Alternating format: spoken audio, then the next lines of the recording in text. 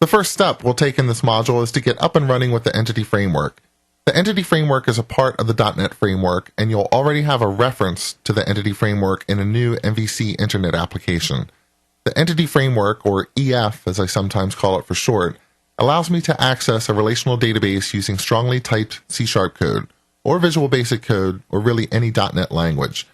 When I'm working with classes that talk to the Entity Framework, I don't have to worry about SQL connections, SQL commands, SQL parameters, SQL data readers, none of the low-level abstractions you might have programmed with in the past with .NET. And if you don't know them, that's good for you because you won't have to learn them.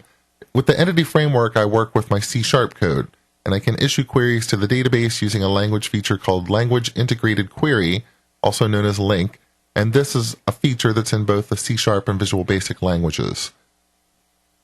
There's a few different ways to get started with the Entity Framework.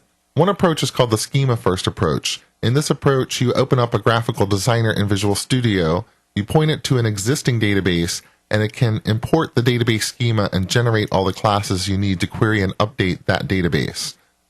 Another approach is a model-first approach.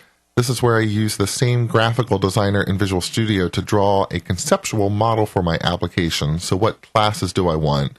And then I have the Entity Framework generate both my class definitions and my database schema. Finally, there's a code-first approach you can take with EF. In this approach, I just write C# classes, and the Entity Framework can use those class definitions to create a database for me. And it will do that either using conventions like naming conventions, very similar to the naming conventions we've seen with the MVC Framework, and that is where things just magically work if they have the right name. I can also provide explicit mappings or change the mappings if I don't like any of these conventions or defaults that the Entity Framework uses. In this module, we're going to use a code-first approach, so we won't see a visual design surface or any XML configuration files. I hope that makes you happy. And when I say that the Entity Framework supports relational databases, then the Entity Framework supports quite a few.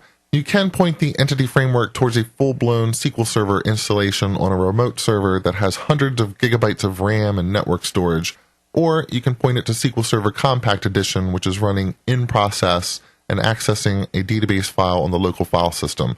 You can also use it with Azure in the cloud, you can use it with Oracle, you can use it with DB2. But my code really doesn't have to know what's on the back end. The Entity Framework knows how to work with all these different databases. I can build an application without worrying so much about the database details. In this module, we'll be working with SQL Server, specifically the local DB version of SQL Server.